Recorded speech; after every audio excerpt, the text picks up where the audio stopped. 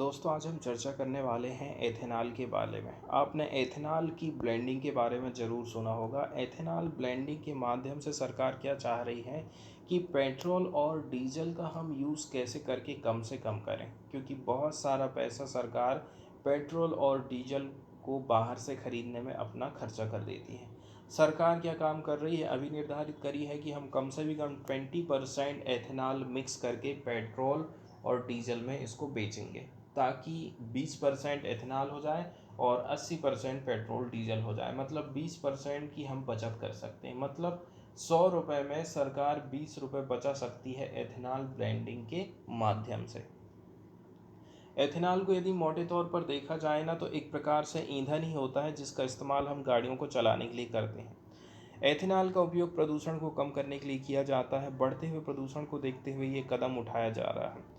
मतलब इसके उपयोग से हम सभी प्रकार के वाहन चला सकते हैं और पर्यावरण को जो नुकसान हो रहा है इसको भी हम कम कर सकते हैं। एथेनॉल एक प्रकार से एल्कोहल ही होता है, जिसको हम एथिल एल्कोहल बोलते हैं या फिर अनाज एल्कोहल के रूप में भी इसको जाना जाता है।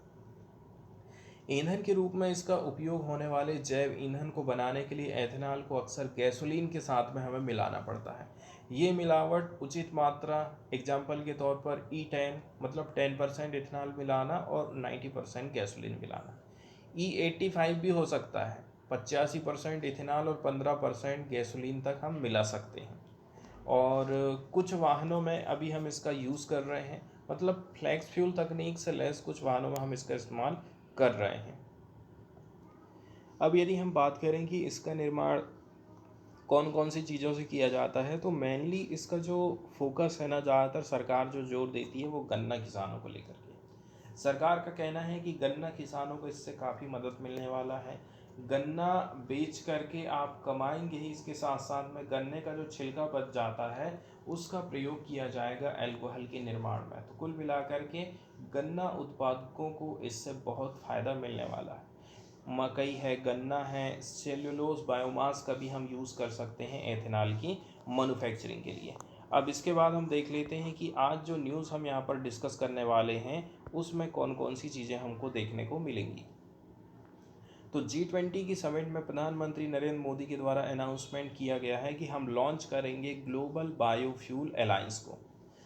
हमारा प्रपोज़ल ऐसा है कि हम कुछ इनिशिएटिव लें ताकि ग्लोबल लेवल पर एथेनॉल ब्लेंडिंग का यूज़ किया जा सके। मतलब पेट्रोल में हम 20% एथेनॉल मिला करके बेचें, और ये चीज़ पूरी दुनिया में होना चाहिए, ऐसा कहना है प्रधानमंत्री नरेंद्र मोदी का G20 समिट में। जब वन अर्थ समिट चल रहा था उस दौरान ये प्रपोज़ल दिया जाता है। इसके अलावा ये जो अलायंस है इसको लॉन्च किया गया था मिस्टर मोदी के द्वारा along with host of the global leader. इसमें शामिल थे US president Joe Biden, Brazilian president which Inacio Lula da Silva, Bangladesh के prime minister Sheikh Hasina and Italian prime minister Giorgia Meloni. इसके अलावा इंडिया क्या काम करना चाहता है, India is initiating members including Argentina, Bangladesh, Brazil, Italy, Mauritius, South Africa, UAE and US, while Canada and Singapore are observer countries। तो कुल मिलाकर के देखा जाए ना, तो इस इनिशिएटिंग मेंबर्स में शामिल हैं कौन कौन से, Argentina, Bangladesh, Brazil, Italy, Mauritius, south Africa, UAE और US, जबकि कनाडा और सिंगापुर जो है ऑब्जर्वर कंट्रीज़ के तौर पर यहाँ पर शामिल हैं। जब ग्लोबल बायोफ्यूल अलायंस को लॉन्च किया जा रहा था तो ये काफ़ी एक वाटरशेड मूवमेंट माना जा रहा है हमारे देश दुनिया के लिए, हमारी सस्टेनेबल एंड क्लीन एनर्जी के सेक्टर में। आज के समय की ये मांग है कि जितनी भी जो कंट्रीज़ हैं वो आपस में मिल कर के काम करें फ्यूल ब्लेंडिंग के मामले में। हमारा प्रपोज़ल ऐसा है कि हम एक इनिशिएटिव लेकर के आएंगे जिसके माध्यम से ग्लोबल लेवल पर एथेनॉल की ब्लेंडिंग की जाएगी पेट्रोल में 20% तक। तो ये केवल भारत में बस ना हो, ये पूरी दुनिया में होना चाहिए। तो ग्लोबल बायोफ्यूल अलायंस की यहाँ पर चर्चा करी जाती है। इसके अलावा यदि हम ग्लोबल बायोफ्यूल अलायंस की बात करें तो देखिए, जो कि विश्व का 3rd बिगेस्ट ऑयल कंज्यूमर माना जाता है, तो विश्व का जो third biggest oil consumer wants to push during its G20 presidency mirror the international solar alliance piloted by the New Delhi and Paris in 2015 to bring clean and affordable solar energy with in the reach of all. तो कुल मिलाकर के जो बहुत बड़ा एक group है importer of fuels का, उनके लिए एक मौका है कि उन्हें भी ये फ़ायदा होगा। उनके देश का जो बजट है, जो पैसा वो लोग खर्चा करते हैं पेट्रोल डीजल के लिए, तो 20% की उनकी बचत हो जाएगी। इसी के तारतम्य में इंटरनेशनल सोलर अलायंस की स्थापना की बात करी गई थी पेरिस में 2015 में भारत की तरफ से। तो क्लीन एनर्जी की तरफ आगे बढ़ने के लिए काफ़ी अच्छा कदम है।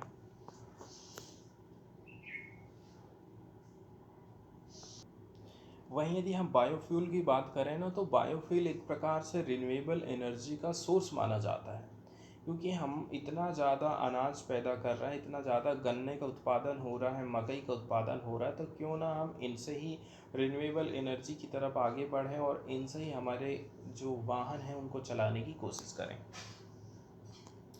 तो कुल मिलाकर के बायोमास से हम बायोफ्यूल तैयार करते हैं। इंडिया की बात करें जो कि 85% क्रूड ऑयल को बाहर से मंगाता है, 85% हमारी जो ज़रूरत है वो क्रूड ऑयल से पूरी हो रही है, और ये चीज़ हम बाहर से मंगा रहे हैं।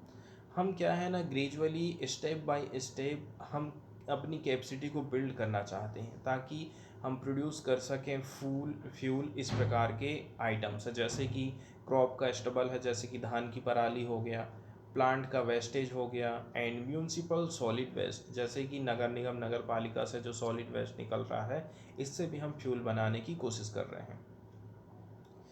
इसके अलावा इंडिया क्या है ना, इंडिया ने शेड्यूल किया है कि हम एथेनॉल की जो ब्लेंडिंग है उसको डबल करेंगे, from sugar cane and agriculture waste to 20% with petrol by 2025।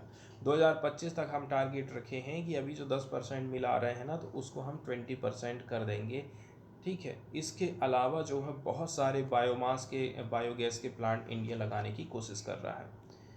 Global biofuel alliance जो स्थापित करा गया है, इसके माध्यम से हम कोऑपरेट कर पाएंगे एंड इंटेंसिफाई कर पाएंगे, तेज कर पाएंगे हमारे प्रयासों को, क्लीन एनर्जी की तरफ आगे हम बढ़ सकें। तो कुल मिलाकर के सस्टेनेबल बायोफ्यूल अक्रॉस सेक्टर में, सभी सेक्टरों में हम इसका यूज़ करना चाहते हैं। जैसे कि कहीं पर ट्रांसपोर्टिंग का काम करना है, वहाँ पर भी हम इसका इस्तेमाल कर सकें। इसका फोकस है कि प्रारंभिक तौर पर हम स्ट्रेंथन करेंगे हमारे मार्केट को, and facilitating global biofuel trade, developing concrete policy lesson sharing and providing technical support for national biofuel program worldwide।